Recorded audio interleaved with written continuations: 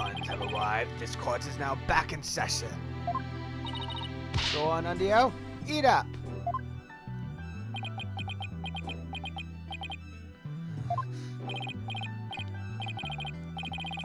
Nice flavor. You can really taste the steak. That was delicious. Yes, the unique sweetness and the faint aroma of steak. Yet I hardly seem to be able to pass out from eating something like this. What's the matter, Undio? You're not afraid of a tiny manju, are you? Or are you scared of how many calories it has? Don't be ridiculous. A sweet little snack like this couldn't possibly... I mean, it could never... Less bleating, more eating witness. Fine. Whatever.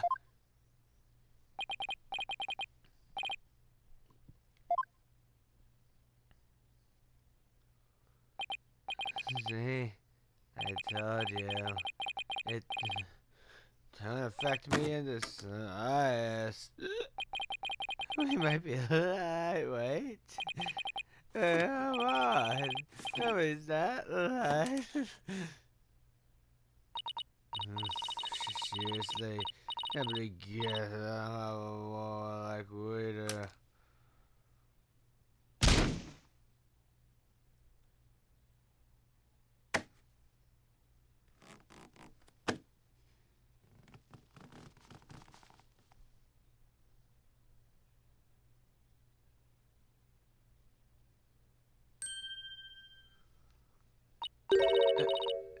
Looks like it worked.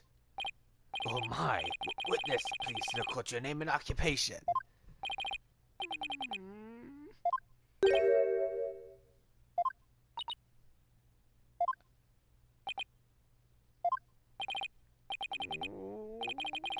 My name is Owen. I'm 5. You're 5 years old? Am I in trouble? Please don't yell at me. So he's Undio's 4th personality? I hardly think a tad like him could have a motive to murder the victim.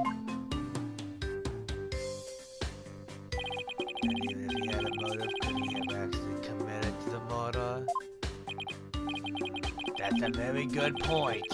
Owen does appear to be very timid and weak.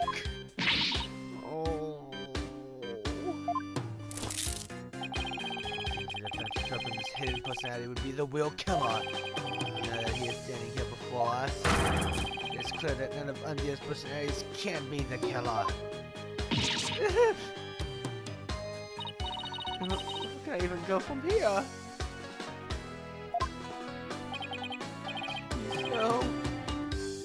No.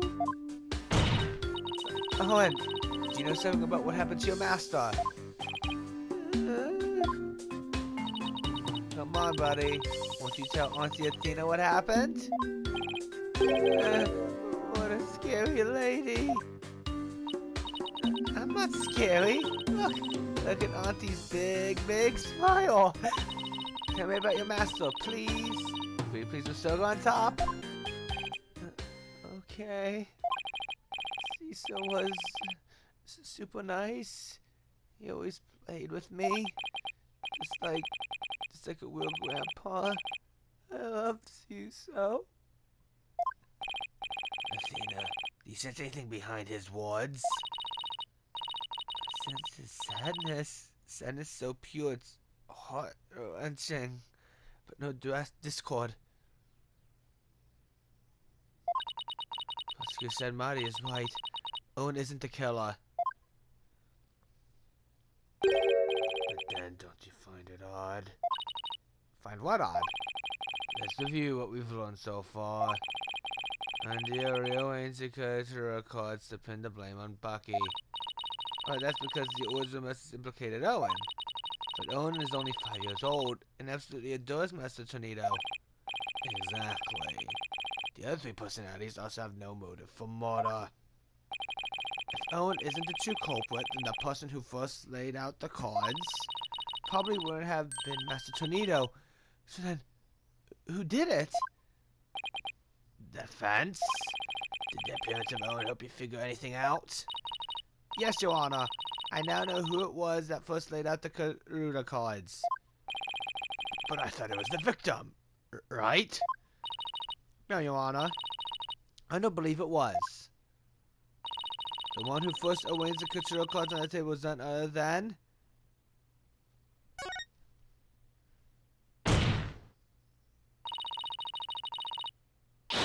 I believe the person who laid the cards out is the very person who killed Chefio Torino.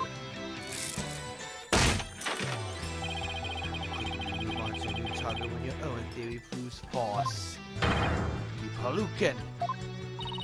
I don't know what a Palucan is, but I know I'm definitely not one. Before you start with the sermons, why don't you hear me out? Yes, let's hear the defense's reasoning. Please proceed, Miss Sykes. If you are bluffing, I won't go easy on you. I understand, Your Honor. Now then, please recall the original crime scene. Who did the Couture card's name when the scene was discovered? Let's see. Who's the implicated defendant, Bucky Wheat? That's right, but when we found out that the message originally read Owen Fourth...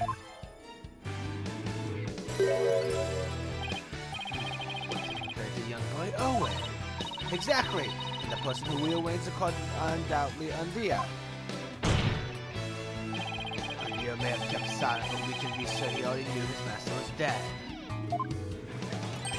His tampering with the crime scene using the TV album proves it. I confess. I tampered with the crime scene. The reason Andia rearranged the Couture cards and moved the TV was because he saw the Owen Fourth message and was convinced Owen had committed the crime. Right on, Prosecutor Blackwell. It seems that Owen and the other three personalities don't share the same memories. There is no fourth personality. It's just three of us in here. Andia feared that Owen had killed Master Trinito, so he tried to hide Owen from us. Turns out Owen is but a 5-year-old child, incapable of holding a fly, let alone his beloved master. So naturally, the culprit must be somebody else. And this somebody else, the true killer, tried to pin the crime on Owen.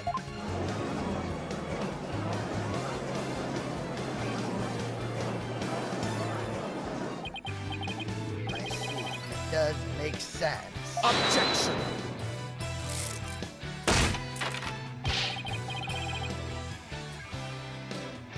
This is not but conjecture, a quest of half-truths and fantasy.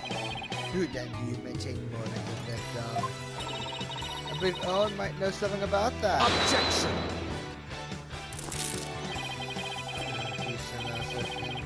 Testimony. It's 5-year-old, no less. This young child is incapable of producing anything coherent. Objection! What? Disgraceful. You should realize where the girl steps let it go. Move on. I saw it. I see so getting. Owen, you do know something, don't you? Yeah. Oh my, is this true? If so, we must have Owen testify immediately. Don't you agree, Prosecutor Shadmati? It's all right, Owen. Go ahead and tell us what you know.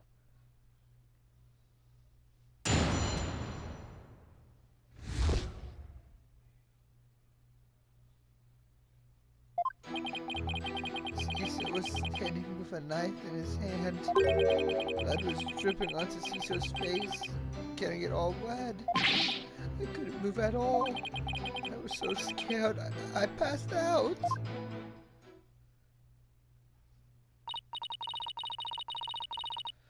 This is eyewitness testimony from the moment of the murder? Owen, can you tell us anything else about what you saw? I was so scared.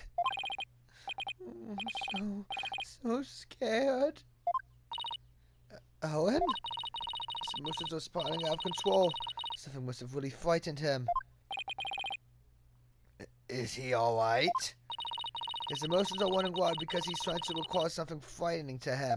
I recommend a therapy session right away. I see.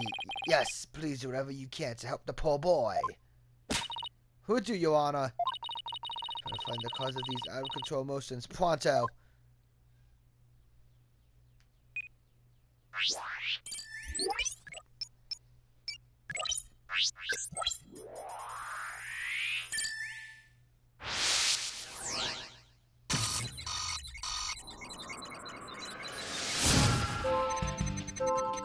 Caesar was standing with a knife in his hand.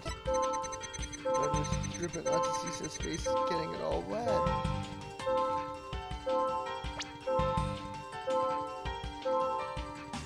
Got it! Yeah, blood was dripping onto Caesar's face. Blood? I don't remember seeing any blood in the crime scene photos. Besides, if the victim was standing upright, how could blood drip down onto his face? As I expected, Owen may have obtained from this child the tale he dreamt up. I guess it's a little weird for blood to drip onto the victim's face if he was standing up. Unless it dripped down from the ceiling or something. What do you think, Simon? I don't know. Owen's one confused and upset kid right now, so who knows how accurate his memory is. Maybe it's time for that thing instead. Huh? What thing? That thing that you and your cohorts do. What do you call it? Rotate your thinking about. Oh, you mean turn your thinking around? Yes, whatever. It's the same thing either way. No, it isn't. Who's ever heard of rotating your thinking? I mean, rotate it. Hey, wait a minute. What?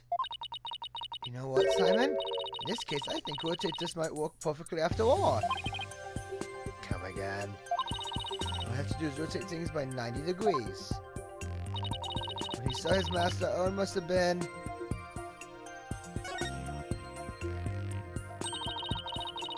Owen must have been lying on the floor when he witnessed his master's murder.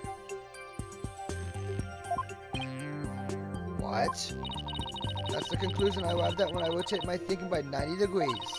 Which means that all of the visuals in my matrix were off by 90 degrees. And... this means Master Tanito is also lying on the floor, which solves another mystery. And which mystery is that? The mystery of how blood could have been dripping onto the victim's face. It becomes much easier to imagine how that could happen if he was lying down. Like somebody bleeding onto Master Tanito from somewhere up above him. I remember now. Somebody was sitting up on top of Ciso.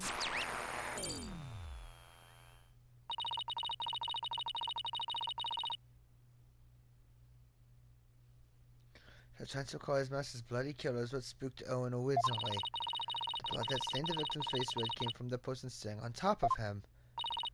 The victim was holding a knife, so he likely nicked his attacker as he was fighting back. This means the assailant was injured on their face somewhere, like the forehead perhaps. Assuming the victim and his attacker were face to face, then yes. I see. So that is what happened. If I recall correctly, the accused had a fresh bandage on his forehead, does he not?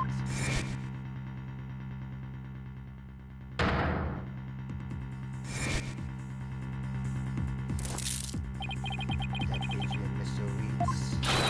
It's conclusive evidence that he committed this murder. Why?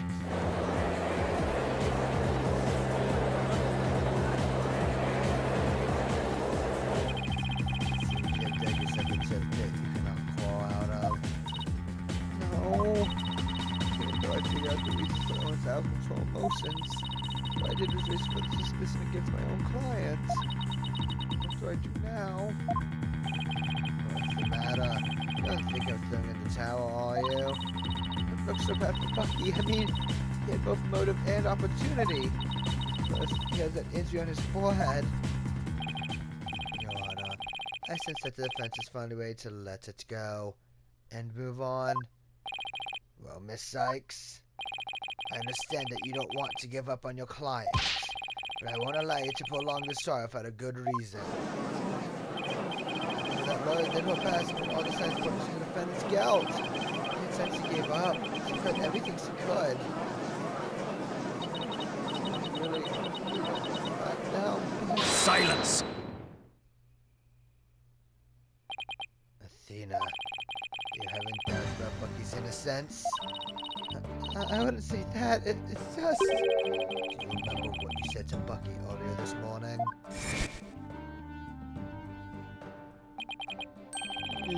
You believe me, ma'am? Of course. No matter what, I'll believe in you to the very end. Were those just empty words? Oh, of course not. It's just that all the cards are stacked against us. I'm still stuck on that line of thinking. Motive, opportunity, and an injury to his forehead.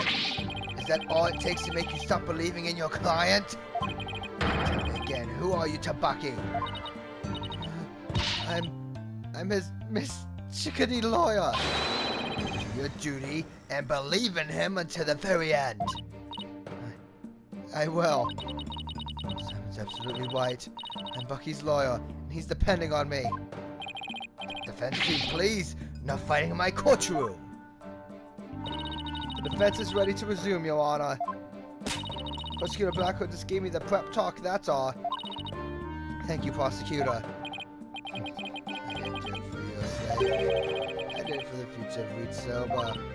Yeah, I got it. The defense would like to now continue with Owen's therapy session. Owen, would you be alright with that? Okay.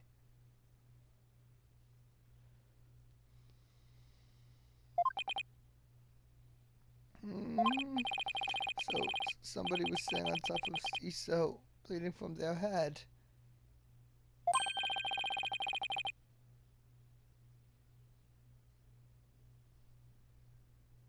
And smushing something into Cecil's face? That's funny. What is it? I said I heard discord in Owen's voice, but I don't sense any inconsistencies between his statement and his emotions. And there don't seem to be any contradictions in his testimony itself either. So that's it, huh? Did you figure something out? Your ability to sense emotions is making you focus too much on his feelings, Athena. It does actually sound like he's been very vague about it in his testimony. You can clarify what he's feeling uncertain about with some evidence. You should be able to move forward from there. Okay, that makes sense. I'll give it a try.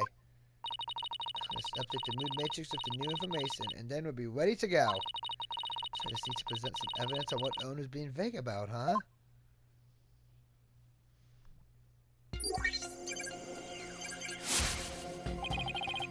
Cecil had blood on his face and a knife in his hand. He was on the floor and somebody was smushing something into his face.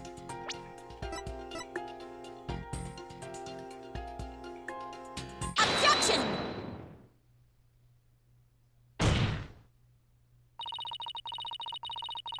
Let's put names to the thing Owen's uncertain of, shall we? By identifying the mortar weapon that was used to suffocate the victim. Firstly for us, I spied the mortar weapon, right here in this crime scene photo. Unfortunately for you, I spied nothing of the sort.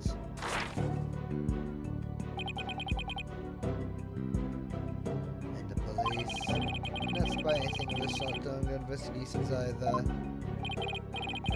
Where is this mortar weapon you see? I don't see it because it no longer looks the way it did when it was used as a weapon. This is about to kill a person to Master Tornado's face. Take that! Mystery person that Owen saw flushed sober into the victim's face, therefore suffocating him.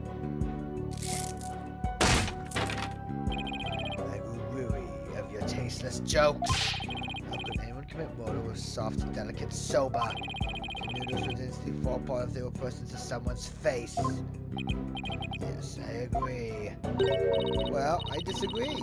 There was a way the soba could have been used to suffocate the victim. What? You will explain your theory at once, Miss Sykes. To kill Master Tanino, the culprit must have smothered him with...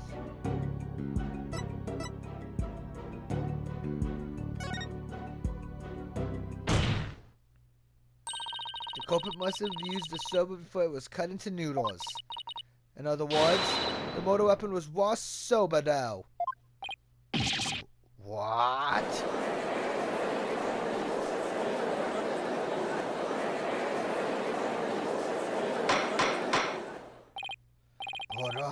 Order in the court?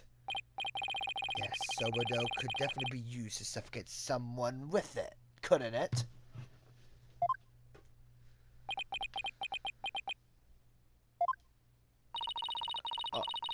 Are you awake, Prosecutor Shadmati?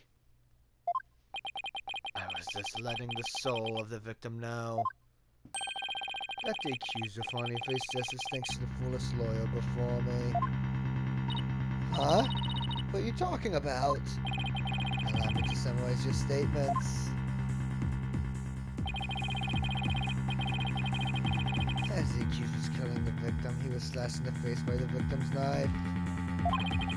The weapon used to suffocate the victim was a dough in the dressing room. He then disposed of the mortar weapon by cutting the soba dough into noodles. God! Why, you slummery.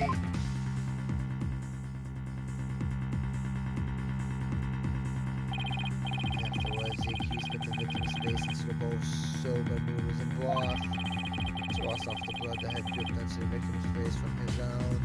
And there you have it, the true sequence of events behind this foul affair. Now wait just a minute. I never once said that Mr. Reed was the culprit. But the accused knows how to cut dough into noodles defense. That's a very good point, Prosecutor Shadmati. I heard that cutting soba dough into uniform noodles requires considerable training. Then, what about the dying methods? How do you explain that? The defendant wouldn't have known about Undio's Owen personality. Most of them were simply playing with the cards and they hold no other meaning. Perhaps he spelled out Owen's name in death sometime before his murder. That's true. Owen's testimony is clear that Mr. cared for the boy. You arrived at a compelling conclusion. Taken together, all these points paint a convincing picture of the defendant's guilt. Hold it! Owen, is there anything else you can tell us?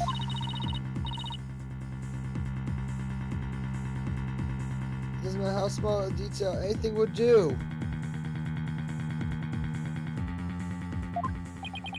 You're scaring me. I'm sorry, Owen. Auntie Tina didn't mean to raise her voice. Be gentler with him. You can't forget he's only 5 years old. You need to be scared, okay, sweetie? This says anything you can remember. When I woke up, those three kids she saw were standing over me, bleeding from their head. Owen, you saw the killer's face? Oops, I did it again. So, who was it, Owen? Do you remember? I don't know who it was. Some noise. That means there's something to uncover in Owen's testimony. I don't know what Owen saw, but suffice it to say, we're analyzing the dreams of a child. You wasted enough of our time with that. Let it go and move on. No, there's still discredit Owen's thought that needs to be addressed. Therefore, I can't give in here. Owen, do you think you can continue your testimony for us? Okay. I want the new info and want an update then.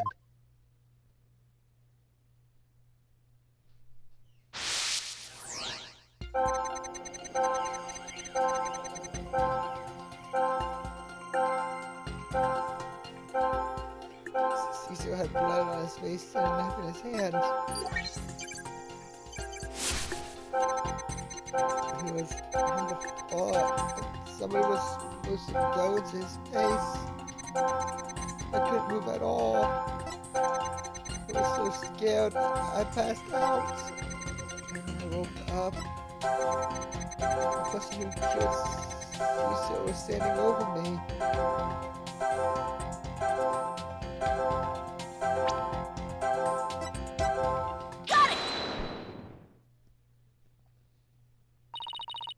Despite witnessing the culprit's terrible crime firsthand, Owen experienced a positive feeling, one of relief. The person the witness saw was no stranger, whether it was the accused. Therefore, it is only natural that he felt some level of relief when he saw a familiar face. Offense and this madness and sully your soul no more. Owen. Who did you see? That nice smell.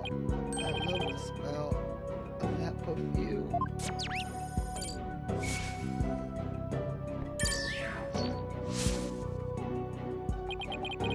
It's the smell of... you can do it. Try to remember, Owen. The smell of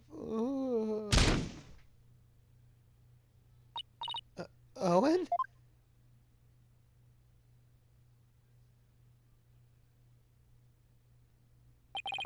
It seems Owen is now resting in the infirmary. They certainly have their hands full today down there. Let's continue with the trial. Despite Owen's testimony, it is the opinion of this humble servant of the Holy Mother that the child's words were insufficient to clear the accused of suspicion. But what about the scent of perfume Owen mentioned? I believe it's a clue that will lead us to the true culprit. But there are thousands of perfumes in the ward. It could even be the scent of the hair product the accused uses. He does have one amazing hairstyle, so that's certainly possible.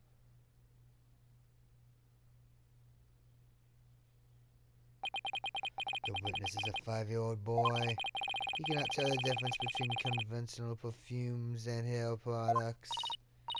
Why couldn't you have gone for a crew cut or something, Bucky? What's more, the only person who can cut sober news with such precision is the accused and no other. Oh man, how am I supposed to argue with that?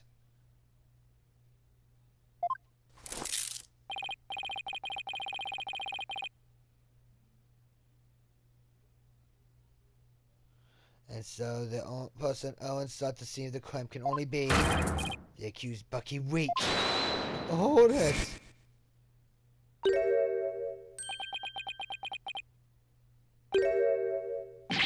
What the? Hey! I never used to have projects or anything with a shell. If I was someone like that, we'll get into the soba. Boom, check it.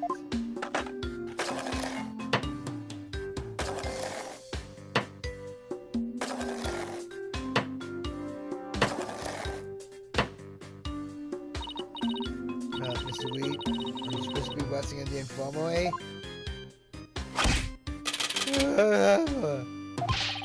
You think I let my server stink of perfume? Try that chilled server for yourself and see. I believe we have no choice but to try it. Strictly for examination purposes, of course. Now then, let's dig in, shall we?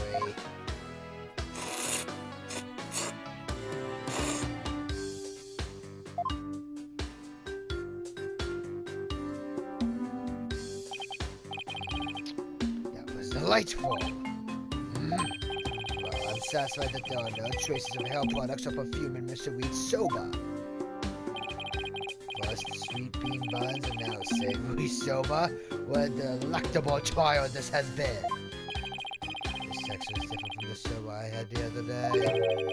Reminds me of it just be having Korean called Bandu Puru.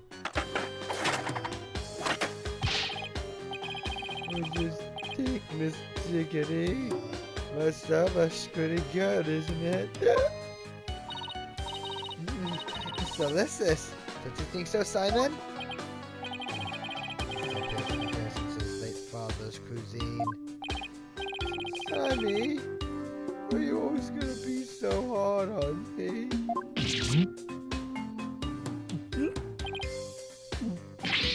Bailiff, take the defendant back to the infirmary at once for some rest.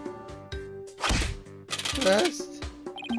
I had a simple plain old eating your ponder, you know. I first like my soba. You don't let soba do rest. It's about the free freshness of soba. When the fresh foods get the difference of blood to do this.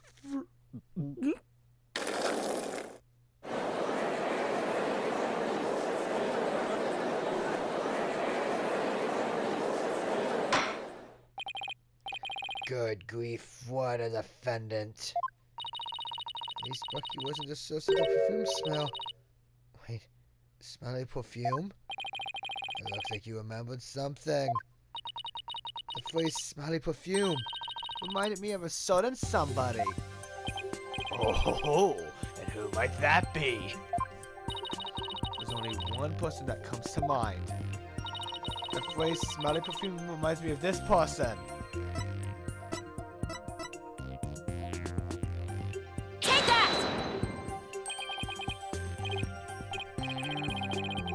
You, Tornado. Yes, she did smell very nice, didn't she? Just a moment of defense.